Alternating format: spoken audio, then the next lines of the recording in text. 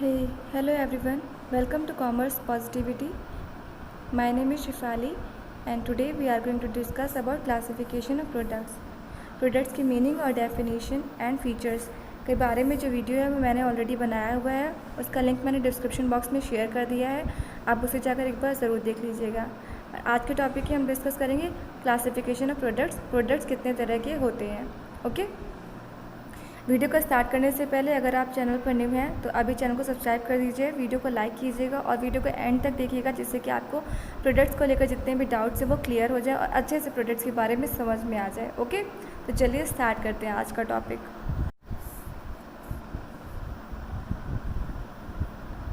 So first of all we have to know about meaning of product क्या होता है। अगर हम जनरली बात करें तो वो आइटम जिन्हें कंज्यूमर परचेज़ करता है अपने नीड्स और रिक्वायरमेंट्स के अकॉर्डिंग, उन्हें हम प्रोडक्ट कहते हैं। ओके, तो we can define a product anything, goods, services and ideas that can be offered in a market to satisfy customer needs and wants.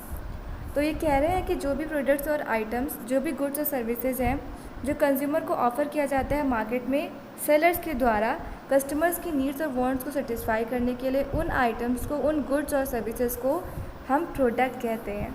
Okay, तो वो कौन से आइटम है? जैसे कि आप पढ़ाई करते हैं तो आप बुक्स रखते हैं अपने पास, पेन, टूथपेस्ट, सॉल्ट,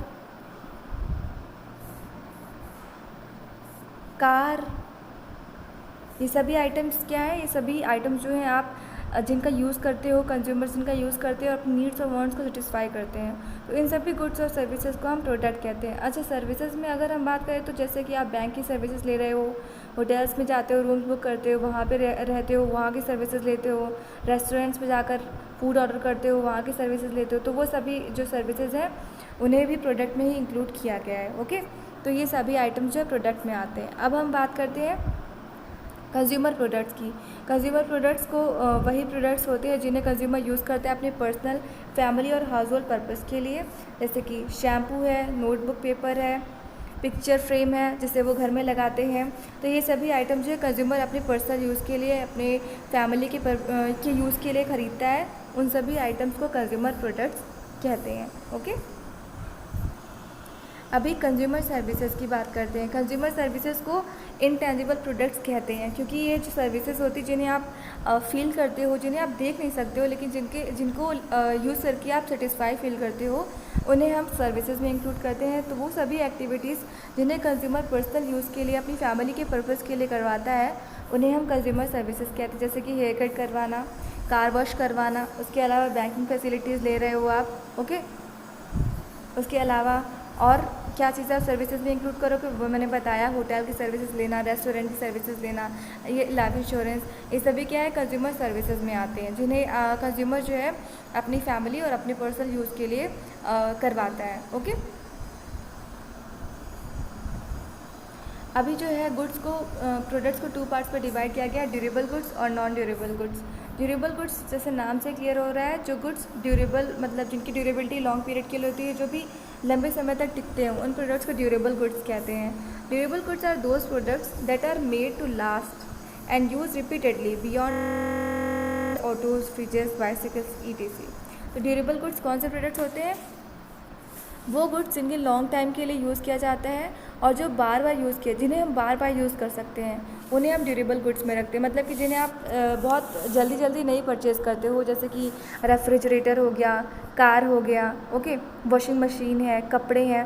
तो जैसे आप इन्हें ख़रीदते हो, लेकिन इन्हें आप साल में, 2 साल में ऐसे करके, क्योंकि अभी कोई भी मशीनरी या फ्रिज है या फिर बाइसिकल हो तो ये थोड़े समय तक चलती है, लॉन्ग पीरियड तक चलती है, 2-3 साल तो चलती ही है अच्छे से। उसके बाद भले ही कुछ कमी आ जाए, लेकिन उसकी पीरियड लॉन्ग टाइम होता है, उसको ख़रीदने की आपको तुरंत ज़रूरत नहीं पड़ती है।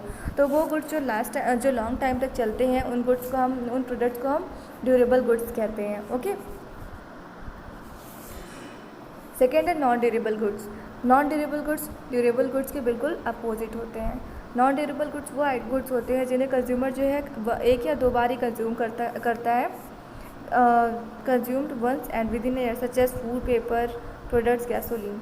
तो नॉन ड्यूरेबल गुड्स वो गुड्स होते हैं जिन्हें कंज्यूमर को बार बार परचेज़ करना पड़ता है और जो बहुत ही शॉर्ट पीरियड के लिए होते हैं, जैसे कि आपने कोई सॉफ्ट ड्रिंक ले ली, ओके, या फिर कोई सोप है, जिन्हें आप क्या करते हो, जैसे आपने हफ्ते या फिर कुछ समय तक ही चलते हैं, उसके बाद आप इन्हें फिर से यूज़ करना होता है, फिर से परचेज़ करना होता है। जैसे सॉफ्ट ड्रिंक है, आपने ख़रीदी, उसे कंज्यूम किया, पी लिया, उसके बाद आपको फिर से उसे ख़रीदने की ज़रूरत पड़ेगी। तो जो आइटम्स आपको रीपर्चेज़ करने होते हैं या फिर जिन्हें दोबारा ख़रीदना होता है, बार बार ख़रीदना पड़ता है, जल्दी जल्दी ख़रीदना होता है और जिनका जो टाइम पीरियड है बहुत ही कम होता है, उन आइटम्स को, उन गुड्स को नॉन ड्यूरेबल गुड्स कहते हैं। ओके, तो ड्यूरेबल गुड्स और नॉन ड्यूरेबल गुड्स में क्या डिफरेंस है ये आपको क्लियर हो गया होगा।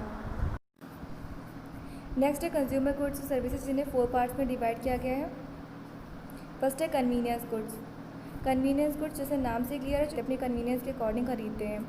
Inexpensive products that require little time and effort on the purchase decisions and are purchase regularly. Convenience goods वो गुड्स होते हैं जिन्हें आप खरीदने में बहुत ज़्यादा खर्च नहीं करना पड़ता है, जो सस्ते में और बहुत ही लिटिल टाइम, बहुत ही कम समय में आपको इजीली अवेलेबल हो जाते हैं, बहुत ज़्यादा आपको एफर्ट लगाने की ज़रूरत नहीं पड़ती है। और जो प्रोडक्ट्स को आप रेगुलरली ऑलमोस्ट परचेज करते हो, उन्हें हम कन्वीनियंस गुड्स में इंक्लूड करते हैं, ठीक है, जिन्हें आप अपनी सुविधा के अनुसार खरीदते हो, ठीक है, जिसे कन्वीनियंस के अकॉर्डिंग खरीदते हो, उन गुड्स को हम कन्वीनियंस गुड्स कहते हैं। जैसे कि आप सोप लेते हो, है ना, इसे आप ऑलमोस्ट हफ्ते में, महीने में ख़रीदना ही होता है आपको।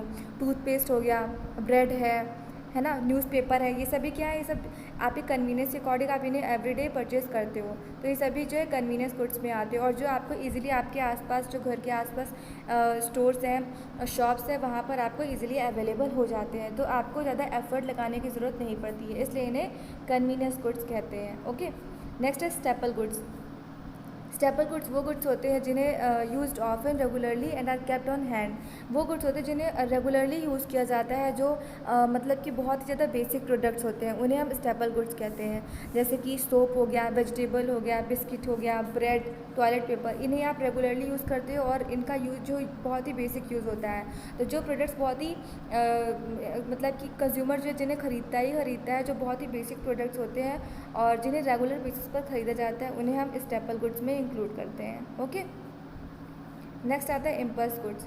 इम्पल्स गुड्स वो गुड्स होते हैं जो अनप्लान्ड परचेज होते हैं, मतलब कि ऐसे गुड्स जिनको खरीदने से पहले कोई प्लानिंग नहीं की जाती है, जो बस आपको, आप जैसे कहीं भी जा रहे होते हो तो मार्केट में या फिर कहीं पे भी आपको कुछ प्रोडक्ट अच्छा लगा, नया प्रोडक्ट मार्केट में आया, तो आप उसे ऑल ऑफ सडन ख़रीद लेते हो। उसके लिए आप कोई प्लानिंग नहीं बनाते हो कि मैं यहाँ जाऊँगा, मुझे ये प्रोडक्ट मिलेगा तो मैं उसे ख़रीदूँगा, ऐसा कोई प्लानिंग नहीं होता है आपका। बस आप जाते हो और आज आप कहीं जा रहे होते हो, आपको कहीं कुछ प्रोडक्ट ख़रीदना होता है और आपको कोई नया प्रोडक्ट आया मार्केट में, आपने देखा, आपको अच्छा लगा, तो आपने उसे बस ख़रीद लिया, तो उसे हम इम्पल्स गुड्स में इंक्लूड करते हैं। जैसे कि मैगज़ीन और candy in a grocery store checkout as select, मतलब कि जैसे आप किसी शॉप पर गए या फिर आप किसी मार्केट में गए और आपने देखा कि वहाँ पे कोई नया, शॉप पे कोई नया चॉकलेट या फिर कैंडी आया है ग्रोसरी शॉप में, तो आपने उसको ख़रीद लिया, ठीक है। इसके लिए आपने कोई प्लानिंग नहीं बनाई थी कि मैं वहाँ जाऊँगा तो वो कैंडी जो है वो ख़रीदूँगा, लेकिन आपने देखा कोई नया चॉकलेट या फिर कैंडी आया है, तो आपने उसे ख़रीद लिया टेस्ट करने के लिए कि देखते हैं नया वाला चॉकलेट कैसा है, ठीक है। तो जिनके लिए प्लानिंग या प्लॉटिंग नहीं करनी पड़ती है, उन प्रोडक्ट्स को हम इम्पल्स गुड्स में इंक्लूड करते हैं, जो ऑल ऑफ सडन अचानक से आप ख़रीद लेते हो बिना किसी प्लानिंग के। नेक्स्ट है इमरजेंसी गुड्स। एमरजेंसी गुड्स वो गुड्स होते हैं जिन्हें एमरजेंसी में आप खरीदते हो, मतलब कि purchase to satisfy an immediate need, जिससे आप अपनी इमीडिएटली नीड को सेटिस्फाई करने के लिए खरीदते हो। जैसे कि कोई मेडिसिन है, purchase on the way to a sporting event to soothe a headache, जैसे आप किसी स्पोर्ट्स में पार्टिसिपेट कर रहे थे और आपका एकदम से हेडेक हुआ, आपको मेडिसिन की ज़रूरत है, तो आप क्या करोगे, आपके आसपास कोई भी मेडिकल स्टोर होगी तो वहाँ से आप क्या कहते हैं मेडिसिन जो है वो परचेज़ कर लोगे। आपको जो उस समय जो आपकी रिक्वायरमेंट होती है, आपकी नीड होती है, उस हिसाब से आप अपने आसपास के मेडिकल स्टोर से एमरजेंसी में वो जो मेडिसिन है वो ख़रीद लेते हो, ठीक है। तो जो भी प्रोडक्ट्स आप एमरजेंसी में ख़रीदते हो अपने रिक्वायरमेंट के अकॉर्डिंग, उस समय आपके लिए जो बहुत ज़्यादा ज़रूरी होता है, उस हिसाब से आप जो प्रोडक्ट लेते हो उन्हें हम एमरजेंसी गुड्स में इंक्लूड करते हैं। तो ये चारों प्रोडक्ट्स के बारे में आपको जो कॉन्सेप्ट आई होप क्लियर हो गया होगा, और अगर कुछ समझ में नहीं आ रहा हो तो आप कमेंट बॉक्स में ज़रूर बताइएगा, मैं सारे डाउट्स क्लियर करने की पूरी कोशिश करूँगी। अभी हम बात करते हैं शॉपिंग गुड्स की।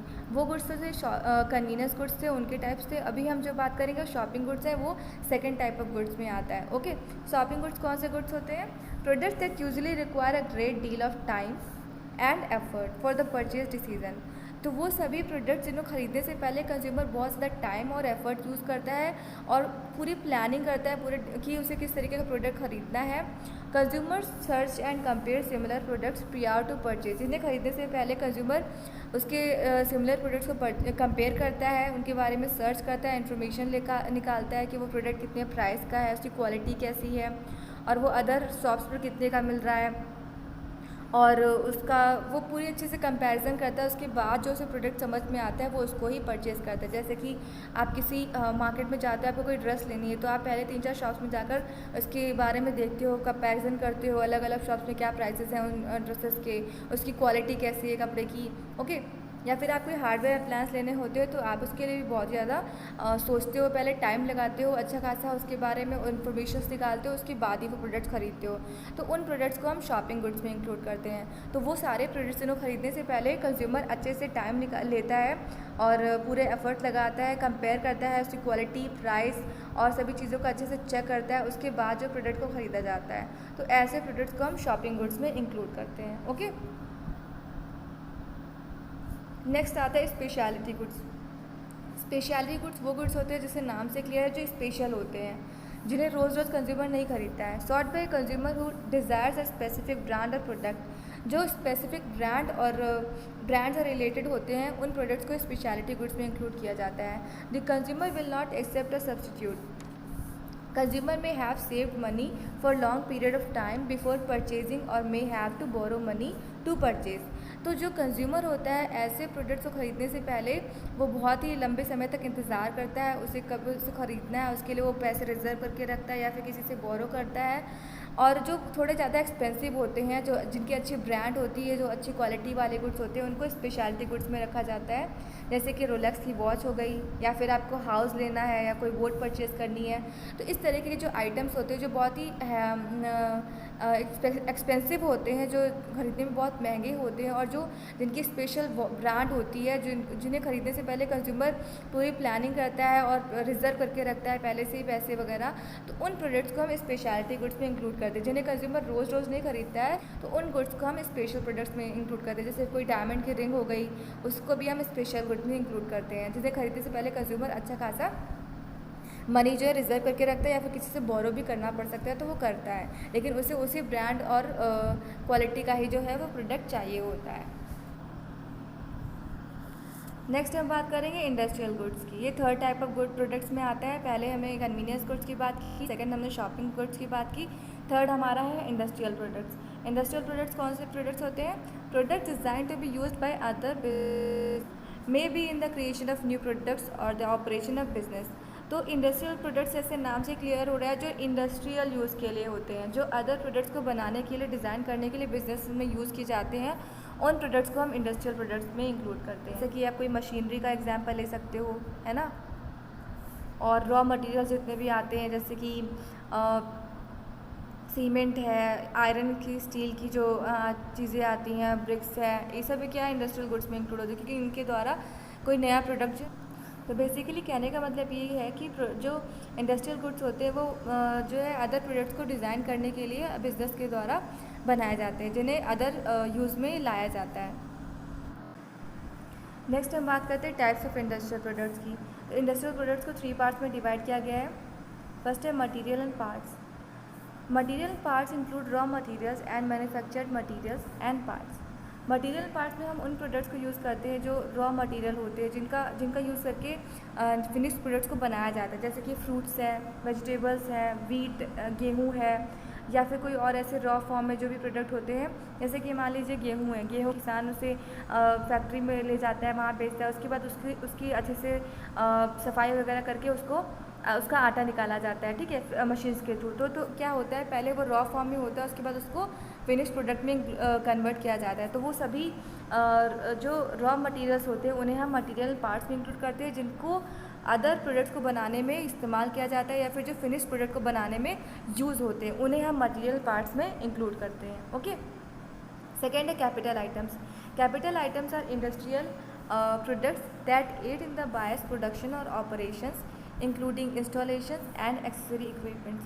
तो कैपिटल आइटम्स वो आइटम्स होते हैं जो लंबे समय तक चलने वाले सामान जो तैयार उत्पाद को विकसित करने या प्रबंधित करने की सुविधा प्रदान करते हैं, जिन्हें कस्टमर्स के लिए प्रोडक्ट बनाने और उन्हें गुड क्वालिटी प्रोडक्ट जो है प्रोवाइड करने के लिए ख़रीदा जाता है, जो कंपनी में एसेट के तौर पर काम करते हैं। मतलब कि जैसे कोई कंपनी है तो वो पहले मशीन खरीदती है, तो मशीन क्या है उस कंपनी में लाई जाती है, उसको ख़रीदा जाता है, फिर उस मशीन से जो है बढ़िया क्वालिटी के प्रोडक्ट बनाए जाते हैं जिससे कंज्यूमर को सेल किया बेचा जाता है। ओके, तो जो आइटम्स जो है कंपनी की में एक एसेट की तरह काम करते हैं, उनकी और प्रॉफिट को इंक्रीज़ करने में हेल्प करते हैं, उन्हें हम कैपिटल आइटम में इंक्लूड करते हैं। ओके, तो वो सारी मशीनरी हैं या फिर कोई फैक्ट्री है, कोई बिल्डिंग है, तो क्या जनरेटर है, ये सभी जो। फिर नेक्स्ट आता है supplies including operating supplies, lubricants, coal, paper, pencils and repair and maintenance items, paint, nails and brooms. Supplies में वो आइटम्स को इंक्लूड किया गया है जो आइटम्स जो है कंपनी की काम में हेल्प करते हैं, उनके मेंटेनेंस में हेल्प प्रोवाइड करते हैं। जैसे ये कंपनी में आप देखते हैं आपको कोई मशीन है तो उसके लिए कुछ टूल्स की ज़रूरत पड़ती है, ठीक है, पेंट है तो कोल आइटम है, ये सभी क्या है, ये कंपनी में जो है काम करने के लिए यूज़ होते हैं, जो बहुत ही शॉर्ट पीरियड के लिए होते हैं पर जिनका इस्तेमाल होता है और जो बहुत ही वाइटल रोल प्ले करते हैं इंडस्ट्री में, कंपनी में, ठीक है, तो जो एक तरीके से मैन्युफैक्चरिंग में हेल्प करते हैं, ठीक है, जैसे कि पेंट हो गया, पेंसिल्स हो गया, ये सभी आइटम्स, तो ये सभी जो है इंडस्ट्रियल प्रोडक्ट्स में आते हैं। ओके, तो ये सब जो था आज के टॉपिक में हमने डिस्कस किया, जिसमें हमने प्रोडक्ट्स के बारे में जाना। तो इसमें हमने पहले क्या बात की थी, कन्वीनियंस प्रोडक्ट्स, जिसमें हमने ड्यूरेबल और नॉन ड्यूरेबल गुड्स के बारे में बात की, जिसमें हमने convenience goods, staple goods, impulse goods, emergency goods की बात की। उसके बाद हमने शॉपिंग गुड्स के बारे में पढ़ा,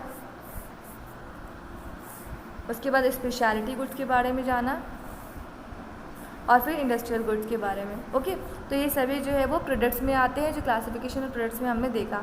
तो आज के टॉपिक में बस इतना ही। आई होप आपको वीडियो अच्छा लगा होगा। वीडियो को एंड करने से पहले एक पॉजिटिव थाट्स हम देख लेते हैं, जैसे स्वामी विवेकानंद जी ने दिया है, जीवन में जब तक जीना है तब तक सीखना है, अनुभव ही जीवन का सर्वोत्तम शिक्षक है। Life is a learning process, मतलब कि हमें लाइफ में हमेशा सीखते रहना चाहिए। ओके, क्योंकि कोई भी ऐसा टाइम नहीं है जब आप कह सकते हो कि नहीं अब मैंने बहुत सीख लिया, अभी इससे ज़्यादा ज़रूरत नहीं है।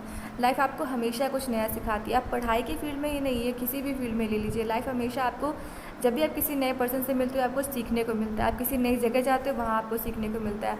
और लाइफ में आप जितना ज़्यादा सीखते हो उतना ज़्यादा एक्सपीरियंस होते हो, ठीक है, और आपको आपके एक्सपीरियंस से ही आपको एक बेहतर इंसान आप बन पाते हो।